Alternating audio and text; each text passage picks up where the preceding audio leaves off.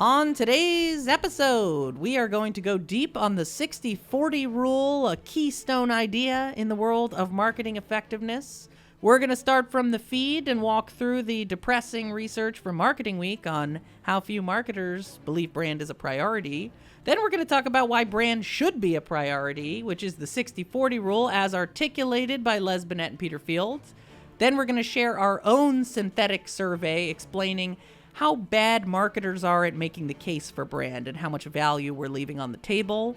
And then we'll end with a conversation with the pocket professor, a synthetic guest, to talk about how the 60-40 rule is changing in an AI world. Brand becomes more important, not less important. On today's episode, we're going to be going over one of the most important marketing concepts of all time. Certainly one of the most novel ideas of the past 20 years, which is the 60-40 rule, which is in fact the first idea that really brought me and you into the marketing effectiveness community and revolution. Like all good rules, it's not a rule at all. Yeah, it's true. You will find that. Spoiler alert. Let's begin from the feed. Marketing Week came out with a new report in partnership with Dentsu, a strategic partner of the Evidenza Corporazione. So that was exciting to see Dentsu in Marketing Week. What did they say? Marketing Week came out with a report on the state of B2B. And of course, I was very interested to see attitudes towards brand building in B2B. So this is a survey of humans, which I thought was cute and quaint. Can you believe people are still doing that in 2025? They're surveying humans. How long did that take them? Must have taken them multiple months and hundreds of thousands of dollars. Somebody get these people some Evidenza. How bored were these people? Pronto. Okay, what did they find? They found 50% of B2B marketers say brand is not a priority. Shocked it's that low, actually. Why, John? Why do you think people don't believe in brand, if you had to guess?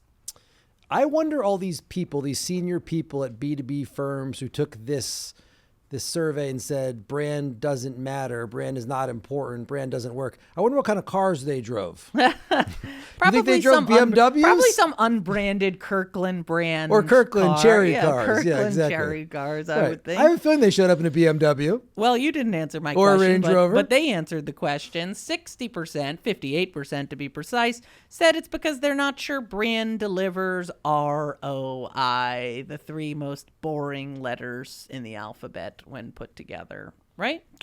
Everybody thinks it's not delivering financial performance, or at least they can't prove it does.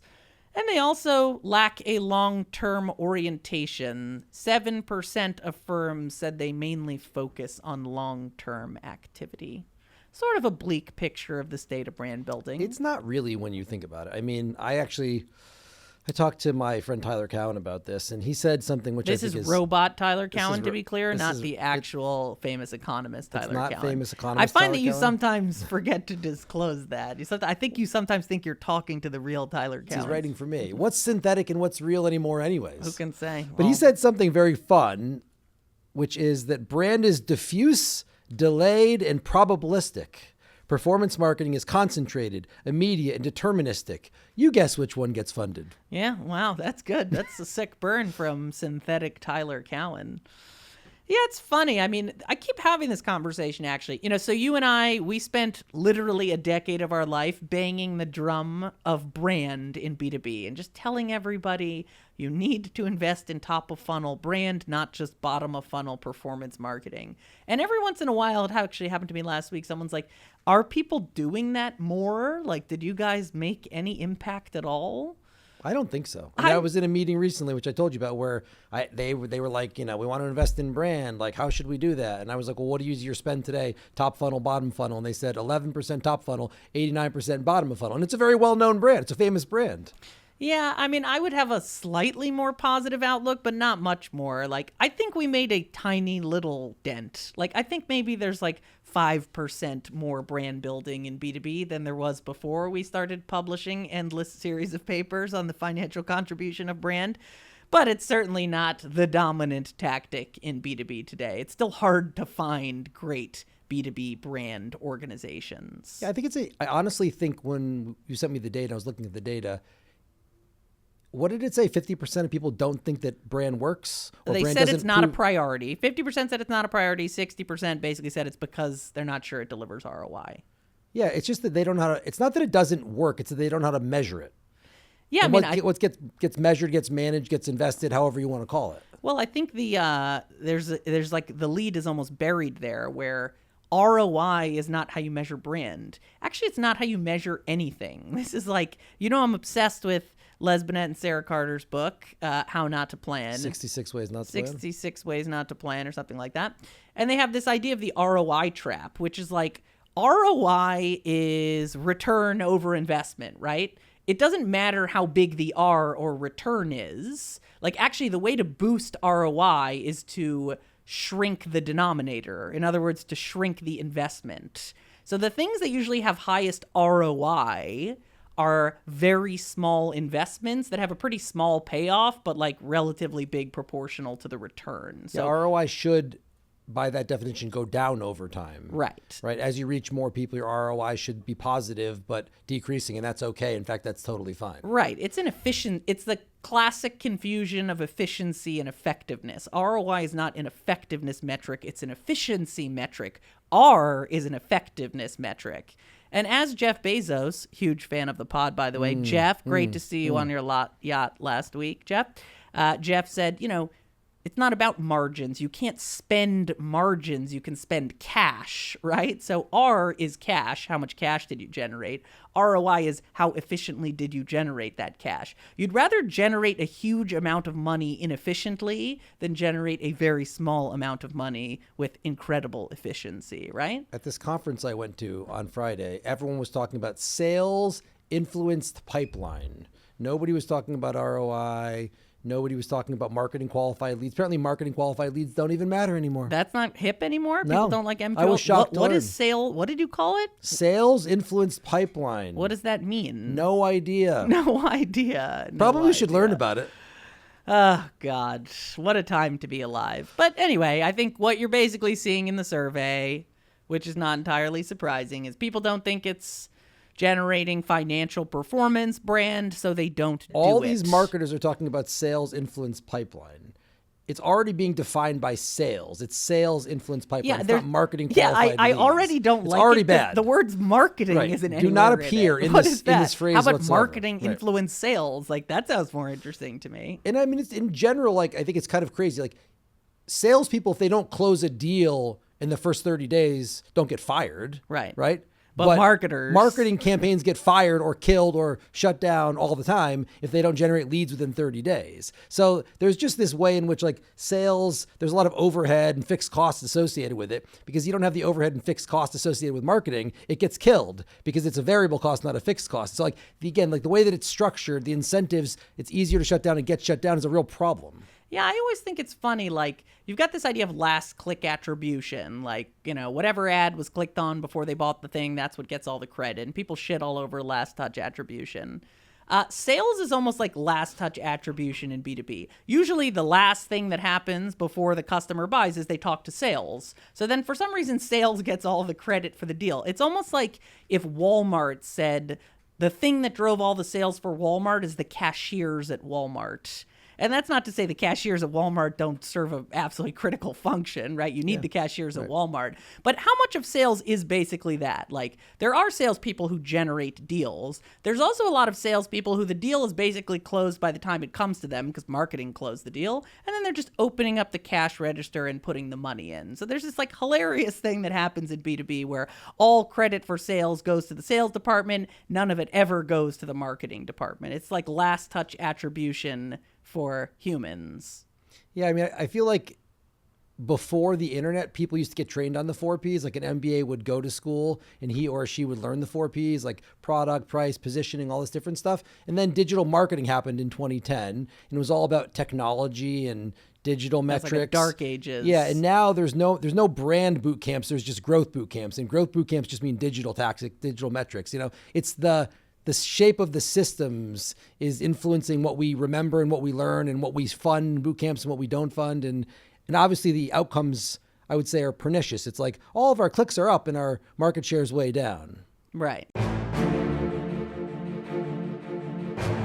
So that's a great transition to the 60-40 rule, one of the greatest mental models in all of marketing.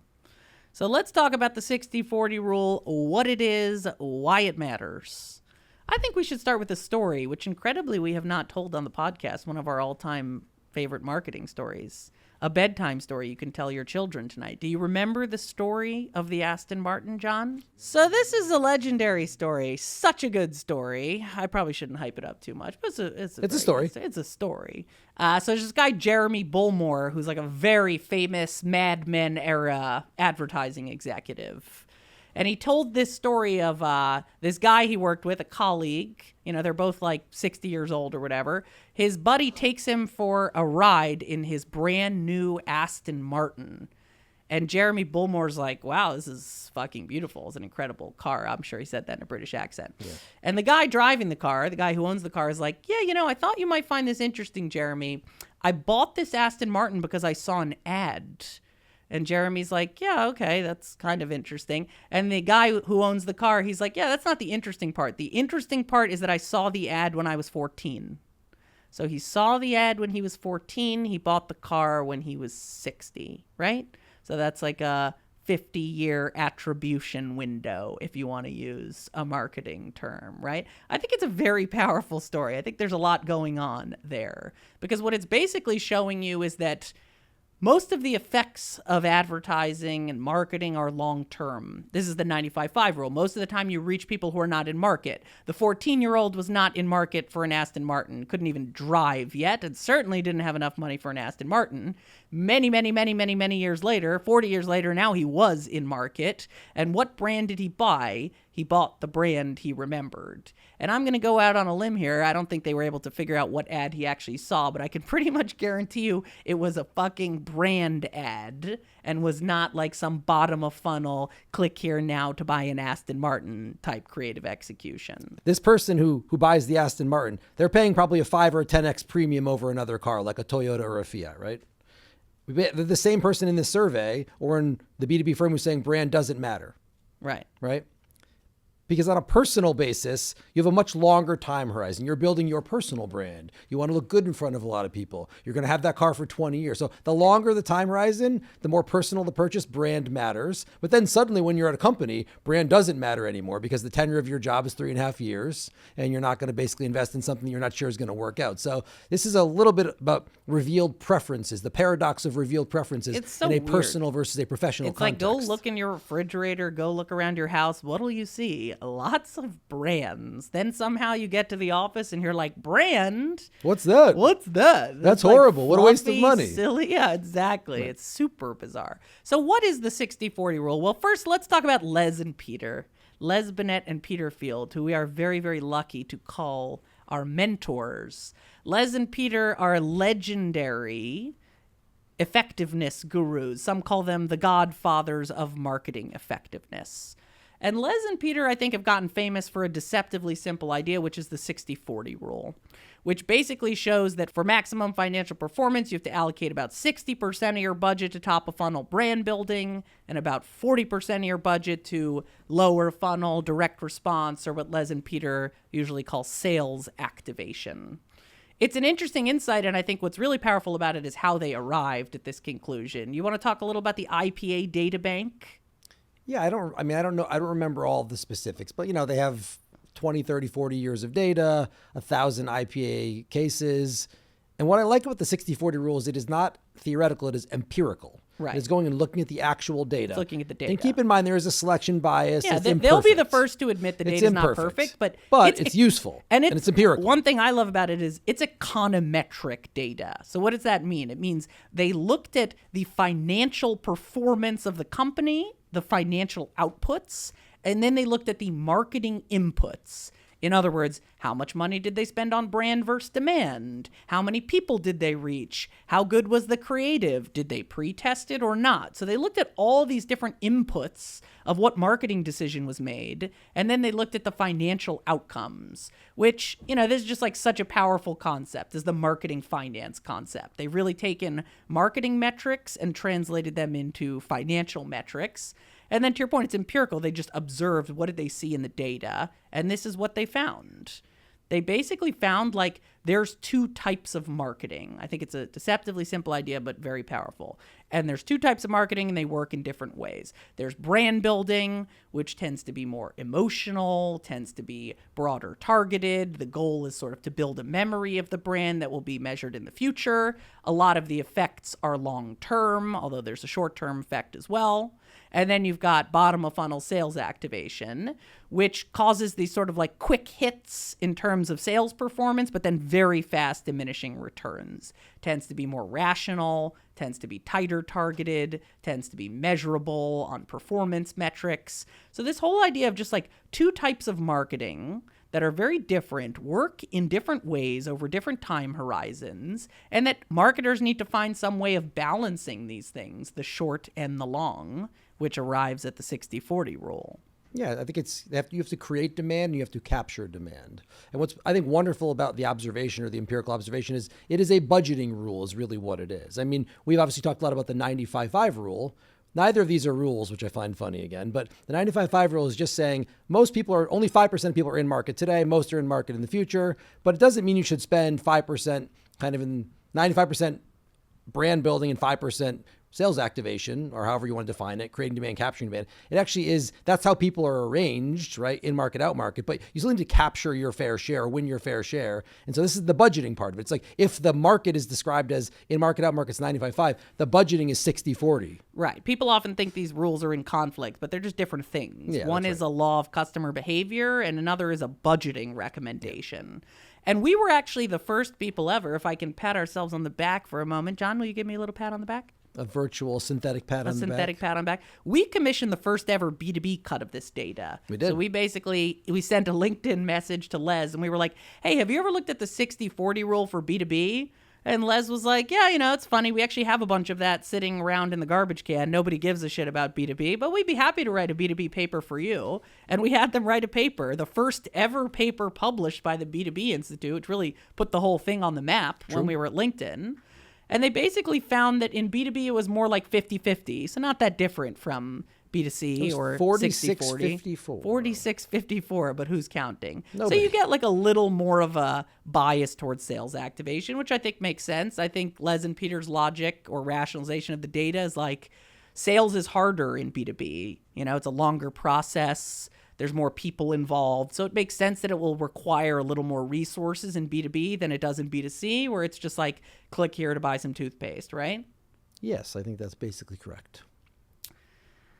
I think we should talk about this idea of the asymmetric advantages of brand. Because I think the interesting thing about the 60-40 rule about brand versus demand that I keep always coming back to is that people don't appreciate that like there are asymmetric advantages to brand. Brand does things that straight up direct response and lead generation does not do. So let's talk about some of the advantages of brand building. Would you like to list some of them, John? One I like is pricing power. Another one I like is just sales growth. Another I like is talent arbitrage or talent kind of brand. Another is category optionality. These are a bunch of them. Yeah, I mean, they're all very interesting, right? It's like people are willing to pay higher prices for a good brand. They only buy brands that they've heard of. That's the sales effect. They want to go work at famous brands. Famous brands can move into fast-growing categories, right? Like the category is mortal, the brand is immortal. And when your category goes into decline, you can escape. That's Nokia going from a toilet paper company to a power company to a cell phone company, right? Or Microsoft going from Windows to Azure to the cloud, right? Yep. And then this competitive idea I just always find very funny, where like, if you try to copy a product feature, nothing really happens because it's very hard to patent a product feature. If you try to copy a brand, you get sued because they're legally protected trademarks. We're sitting here on Canal Street. If you want to see the product moat, go walk down Canal Street and you'll see knockoff products of every luxury brand ever, right? So the product was copied, but the brand cannot be copied. Like you can only get a real Hermes bag from Hermes, right? And that's what you pay the premium for. I mean, I think there's a very interesting question here, which is if there are all these advantages, well, number one, people don't recognize these advantages, and our survey will show that. So when people do not recognize these advantages, but if there are so many advantages, why don't they actually invest? And it simply, I think, comes back to this idea that it is very hard to measure, and it is very hard to measure over the short term. And most people in marketing have a problem with measurement and have a problem with job tenure. And so they just simply cannot make the time to do it. So the only people who really do this are like Bezos or Benioff, right? These kind of B2B founders who they own the company. And so they don't have to listen to conventional wisdom or worry about quarter to quarter, earnings. There are mature companies like the P&Gs and the Unilevers of the world who are patient capital, who know that brands are compounded over years and not kind of eroded over quarters. There are brands like Pfizer where like they're in regulatory industries and they need a strong brand for people to trust. And then ultimately there are like luxury products where the brand is the product, the whole thing, right? Everybody else is basically trapped in this like short-term trap. I think the bada bing, bada boom for me is if you define the benefits of marketing very narrowly, like marketing exists to drive short-term sales, then you're only ever going to spend money on performance marketing. And you see that in the ROI conversation. Like, we don't do it because it doesn't have ROI, which is basically a short-term sales metric. But it's just an incredibly narrow way of thinking about what marketing and brand building does. Like, strong brands do a lot more than sell more shit in the short term. They definitely get that benefit, but they also sell more in the long term. They're able to charge higher prices. They're able to attract talent and partners more easily. They're able to move into adjacent fast-growing categories. They're able to fend off competitors by protecting their trademarks. Like, the advantages of brand are vast, and yet people measure marketing's contribution in this incredibly narrow way. I always thought the long and the short of it was better thought of as the long being building a brand, so broad reach. Marketing is broad reach. It is for non-buyers. Right. And the short is for known buyers, and it's done by sales. Right. So the long is marketing for non-buyers at scale. The short is actually for sales with known buyers with targeting. Like, that would be the right way to have division of labor. Adam Smith, like that would be the this right, is why right do idea. Marketing and sales fight in B2B organizations? Because they're trying to do the same job, which is short-term sales. Like, they're both fighting over sales influence pipeline. Nobody will ever be better at generating short-term sales than the sales department. That's a losing fight. Marketing needs to focus on the things it uniquely can do that sales can't do. Sales does not help you get better pricing power, does not help you attract talent, any of these other things. Only marketing can do that. So it's hilarious to me that like the bulk of these B2B companies is the sales department. That's where most of their investment already is. Then they have another department, marketing, and all that department mostly does is sales. So they're just like so over-indexed on short-term sales in terms of their investment and go-to-market that it's like, is anybody thinking about any of these broader things that really drive the success of a business? Like, to have a successful business, you need to attract the top talent. You need to be able to raise your prices. You need to be able to fend off competitors. Like, how come nobody really seems to give a shit about that? Because it's hard to measure. Speaking of people not giving a shit about brand, let's talk about our survey in our wonderful segment $1 Million Data, where we field a synthetic survey to a synthetic sample. Jon, you conducted a survey of, I want to say, 1,024 synthetic marketers. It looks like they were mostly CMOs. It looks like it was global. It looks like it was companies with 500 million plus in revenue and sort of evenly split between B2B and B2C. And we asked a lot of questions about their perceptions of brand and how they articulate the case for brand internally. Tell us what we learned, Jon. I mean, we asked about a lot of the questions that you articulated, the advantages of brand. How aware are they of the advantages of brand? So, one of the things we asked, in addition to kind of the advantages of brands, is how likely are you to cut it? What's the first thing you would cut? And brand was the first thing that would get cut. Of course. So I think this is always very interesting. Like, they'll acknowledge that brand is important for two things. They acknowledge that brand is important for sales growth and important for pricing power. Yet they still say, actually, the first thing we're going to do is cut brand. Right. So 80% said they make the case that brand affects sales. 71% said they think it affects pricing power. And yet they're 10 times more likely to cut brand than activation. Right. 34% of the time cut brand, 3 to 6% of the time across the cohorts activation. So they're basically all thinking about the next quarter. They're not thinking about the next year or the next decade. Nobody is. And again, I think it comes down to, I don't think the tenure for a CMO is quite 3.5 years. I think Les points this out. It's actually longer than that, but like they think in quarters at best. They do not think in years.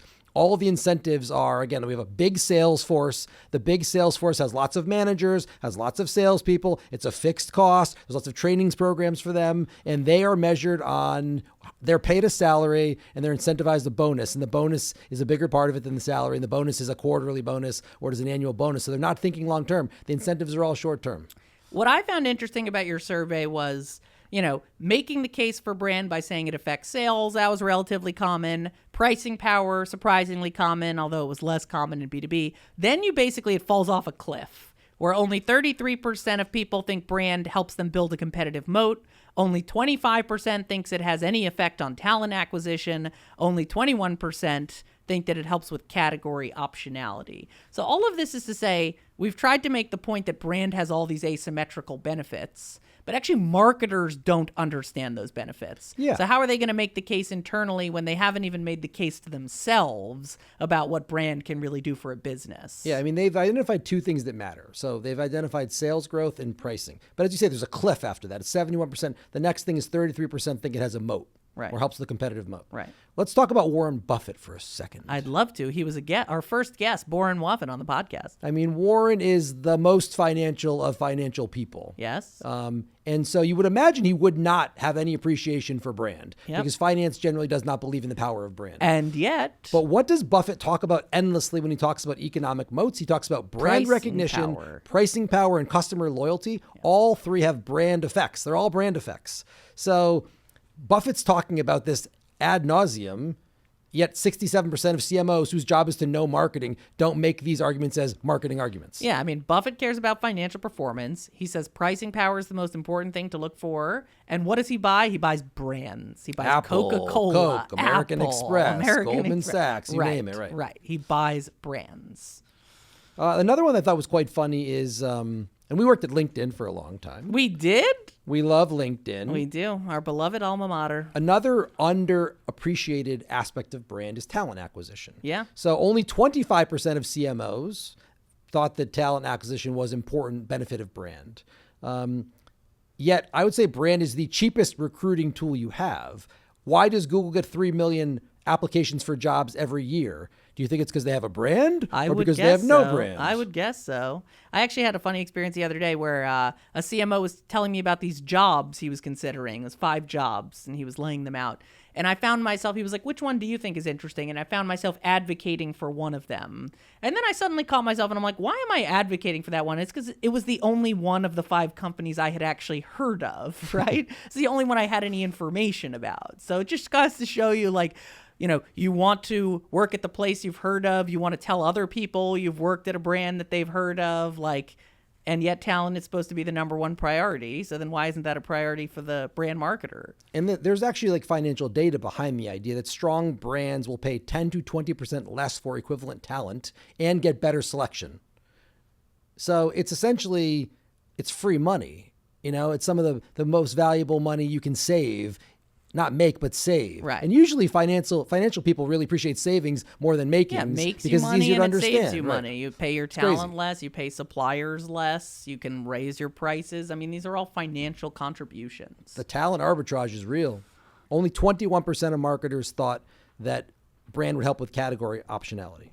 But the reality is, imagine you're trying to enter a new category. You're Amazon and you're trying to go from books to, let's say, the everything store, or books to cloud. If you're starting net new without a brand, you'd have to invest hundreds of millions, maybe billions of dollars to break into that category over the course of 10 years.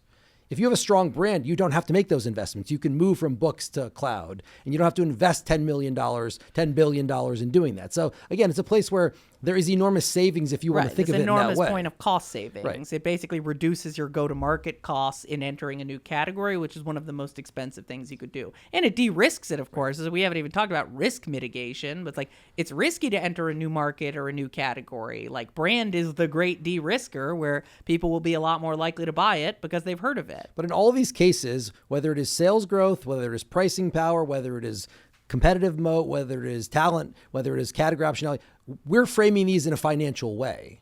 They need to be framed in a financial way. The problem with brand, when it's expressed as an arts and crafts project. It's expressed as Hogwarts. It is not as expressed as Wharton, and we're expressing it as Wharton right now. CFOs are from Wharton. Brand marketers are from Hogwarts. CMOs are from Hogwarts. And they're not even Ravenclaw. I mean, we're talking like Hufflepuff shit out here. I mean, it's sad. Hufflepuff? Hufflepuff. No Wow. joke. You heard it here first.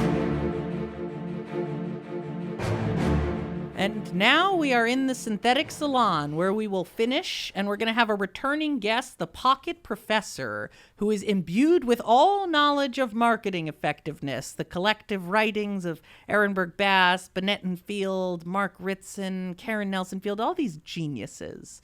And we'd like to ask the Pocket Professor a few questions. Pocket Professor, welcome to the show.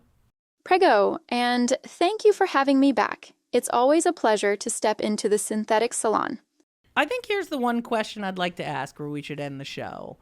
How does AI, if at all, change the 60-40 rule? Is anything fundamentally different about the 60-40 rule in a world of generative AI? What's your perspective, Pocket Professor? So in the grand scheme of things, the 60-40 rule, Binet and Field's famous balance of brand and activation, it's still pretty timeless. What AI changes is really the efficiency of how you execute that balance. It's like having a faster, smarter set of tools, but the fundamental principles of brand building versus activation don't really change. So in other words, artificial intelligence might help you do both sides of that equation more effectively, but it doesn't rewrite the rule book. It's still about that thoughtful, long-term brand investment, balanced with your shorter-term activation efforts. Yeah, I really like this answer because when it comes to AI, everyone's focused on what's going to change, but it's always more interesting to think about what's not going to change. The 95-5 rule isn't going to change because that's just a law of consumer behavior. People are not in market. The 60-40 rule is just basically saying you need to balance long-term and short-term commercial objectives in some sort of even split. AI is going to change the way you activate or execute against these ideas, but it doesn't really change the fundamental rules. People change much more slowly than technology does. And people will make decisions using brands. Brands are a heuristic. Brands are a shortcut to buying a quality product. That's not going to change. In fact, maybe in a world where there's more content and more competition for your attention, brands become more important. And I think that's what actually the Binet Field data shows, even like from kind of pre-internet to internet world, brand became more important, not less important. Same things that happen with AI. So I think it's a relatively sad state of affairs to report from the laboratorio, which is that all the marketing effectiveness research says you need to spend something like 60% of your budget on brand. If you ask marketers, what are they spending on brand? It's usually like 5%, 0%, 1%. And most marketers don't even think brand is a priority. But before blaming the finance department and the sales department, maybe we should blame ourselves because maybe we've done a bad job articulating what brand can do for a business by very narrowly focusing on sales and short-term sales contribution instead of widening the aperture of what brand can really do. Yeah, I mean, again, it's easy to measure. And what's easy to measure, what's easy to see gets measured, gets managed, right? I think it's that simple. Only if you own the company or you're a luxury product, or reputation super important because you're in a regulated industry, do companies really invest in brand because it is a huge asset? Everyone else is just playing the short-term game. And honestly, what does that mean? It creates a big opportunity for anyone who's willing to counter position or counter Bergam and play the long game. Yeah, that's a great positive way to end it. All of this really means is that brand is the most valuable thing you can do and nobody's doing it. So what does that mean? It means it's a massive arbitrage opportunity for the people who are willing to bet big on brand in a performance marketing world.